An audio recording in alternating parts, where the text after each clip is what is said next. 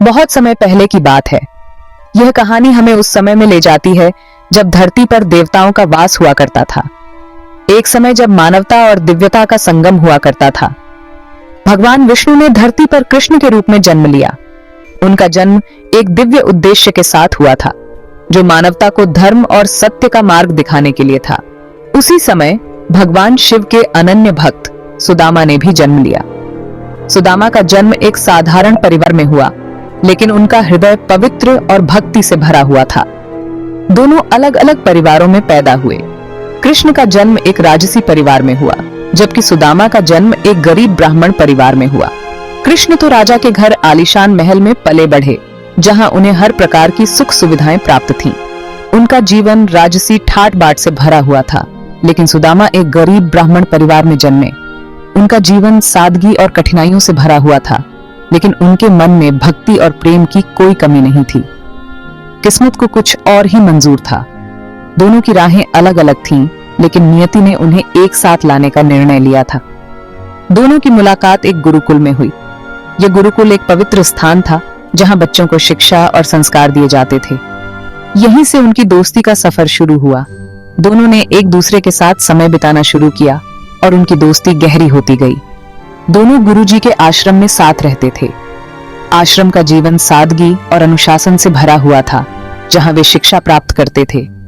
पढ़ाई, खेलकूद, ध्यान सब कुछ साथ करते। वे एक दूसरे के साथ हर पल का आनंद लेते और एक दूसरे का साथ देते। ये दोस्ती कोई मामूली दोस्ती नहीं थी।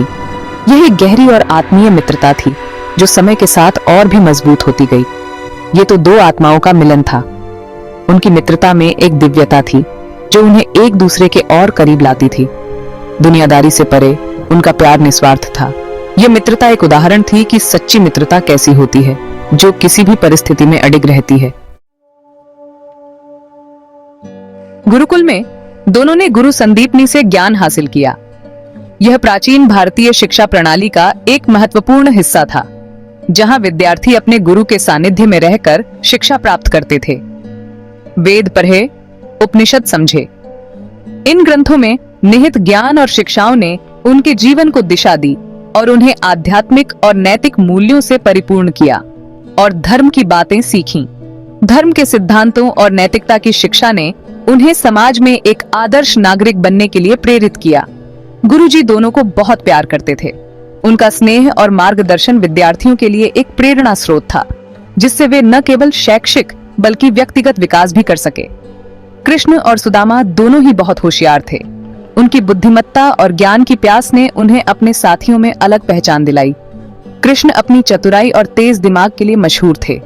उनकी तीव्र बुद्धि और त्वरित निर्णय लेने की क्षमता ने उन्हें सभी का प्रिय बना दिया। सुदामा अपनी विद्वता और ज्ञान की प्यास के लिए जाने जाते थे।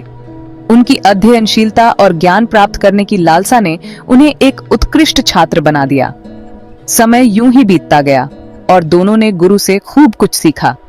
उनके सीखने की प्रक्रिया में न केवल शास्त्रों का अध्ययन शामिल था, बल्कि जीवन के महत्वपूर्ण पाठ भी थे। आखिरकार शिक्षा पूरी होने पर गुरुजी ने दोनों को आशीर्वाद दिया और अपने अपने जीवन में आगे बढ़ने के लिए कहा। यह विदाई का क्षण था, जब गुरु ने अपने शिष्यों को जीवन की चुनौतियों का सामना करने के लिए तैयार किया और उन्हें अपने मार्ग पर चलने के लिए प्रेरित किया। गुरुकुल से विदा लेकर कृष्ण और सुदामा अपनी अपनी राह पर चल पड़े।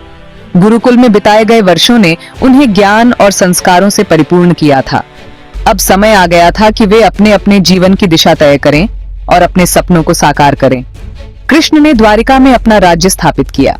वे द्वारिकाधीश कहलाए। उनके शासनकाल में द्वारिका एक समृद्ध और शक्तिशाली राज्य बन गया।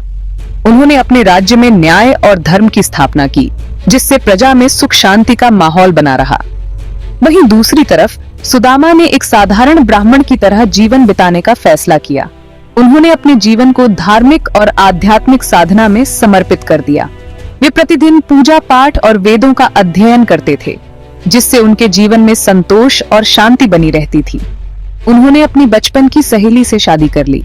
उनकी पत्नी भी एक धार्मिक और सादगीपूर्ण जीवन जीने वाली महिला थी। दोनों ने मिलकर अपने जीवन को धर्म और सेवा के मार्ग पर अग्रसर किया। वे अपनी पत्नी के साथ एक छोटी सी कुटिया में रहते थे। उनकी कुटिया भले ही छोटी थी, लेकिन उसमें प्रेम और संतोष की कोई कमी नहीं थी। वे अपने छोटे से संसार में खुश थे और अपने जीवन को सरलता और सादगी से जीते थे। हालांकि जिंदगी उन्हें अलग अलग रास्तों पर ले गई, लेकिन बचपन की दोस्ती की यादें उनके दिल में हमेशा ताजा रहीं। वे अक्सर अपने गुरुकुल के दिनों को याद करते और उन पलों को संजोते। उनकी दोस्ती का बंधन इतना मजबूत था कि समय और दूरी भी उसे कमजोर नहीं कर सके। इस प्रकार विद्या प्राप्ति के बाद भी उनकी मित्रता अमर रही। समय यूं ही बीतता गया और सुदामा गरीबी में दिन काटने लगे। उनके घर में खाने तक की तंगी हो गई। उनकी पत्नी ने उन्हें सलाह दी कि कृष्ण से मदद मांगो। सुदामा पहले तो हिचकिचाए। उन्हें लगा कि कृष्ण अब राजा हैं, उन्हें एक गरीब ब्राह्मण की क्या याद होगी। लेकिन आखिरकार उन्होंने अपनी पत्नी की बात मान ली। वे अपनी पत्नी द्वारा दिए गए चावल के कुछ दाने लेकर कृष्ण से मिलने द्वारिका पहुंचे। जब सुदामा द्वारिका पहुंचे तो महल की शान देखकर दंग रह गए। पहरेदारों ने उन्हें रोकने की कोशिश की, लेकिन सुदामा ने बस इतना कहा, कृष्ण से कहना उनका मित्र सुदामा आया है। पहरेदारों ने जब कृष्ण को यह खबर दी तो उनकी खुशी का ठिकाना न रहा। वे दौड़े दौड़े सुदामा से मिलने आए। उन्होंने सुदामा का बहुत प्यार से स्वागत किया, उन्हें अपने राज सिंहासन पर बिठाया और अपने हाथों से उनके पैर धोए। कृष्ण और सुदामा घंटों तक बचपन की यादों में खोए रहे। उन्होंने अपने गुरुकुल के दिनों को याद किया, शरारतें, सीखी हुई बातें, सब कुछ। कृष्ण ने सुदामा से उनके परिवार के बारे में पूछा। सुदामा अपनी गरीबी के बारे में बताने में झिझक रहे थे, लेकिन कृष्ण सब समझ गए। उन्होंने सुदामा को महल में ठहराया और उनके लिए राजाओं जैसा इंतजाम किया। कृष्ण और उनकी पत्नी रुक्मिणी ने खुद सुदामा को खाना परोसा। वे सुदामा की थाली में तरह तरह के पकवान परोसते रहे, लेकिन सुदामा कुछ भी खाने से कतराते रहे। उन्हें अपने साथ लाए चावल के दाने देने में शर्म आ रही थी। कृष्ण ने जब सुदामा को चावल के दाने छुपाते हुए देखा तो वे तुरंत समझ गए। उन्होंने प्यार से वे दाने सुदामा से लिए और बड़े चाव से खाए। जब सुदामा जाने लगे तो उन्हें लगा कि उनके पास देने के लिए कुछ भी नहीं है। वे खाली हाथ वापस जाने लगे, लेकिन जब वे अपने घर पहुंचे तो हैरान रह गए। उनकी पुरानी कच्ची झोपड़ी की जगह एक सुंदर महल बना हुआ था। उनकी पत्नी और बच्चे नए कपड़े पहने हुए थे और उनका घर धन धान्य से भरा हुआ था। ये सब कृष्ण का आशीर्वाद था। कृष्ण और सुदामा की कहानी सच्ची दोस्ती की मिसाल है। ये कहानी बताती है कि सच्ची दोस्ती पैसों या ओहदे से नहीं होती। कृष्ण ने सुदामा को एहसास दिलाया कि उनकी दोस्ती उनके लिए कितनी कीमती है। उन्होंने सुदामा की बिना किसी स्वार्थ के मदद की। ये कहानी हमें सिखाती है कि सच्ची दोस्ती में कोई स्वार्थ नहीं होता। कृष्ण और सुदामा की कहानी आज भी उतनी ही मायने रखती है जितनी पहले रखती थी। ये कहानी हमें सच्ची दोस्ती का महत्व समझाती है। ये हमें सिखाती है कि हमें अपने दोस्तों के साथ हमेशा खड़े रहना चाहिए, चाहे कुछ भी हो जाए।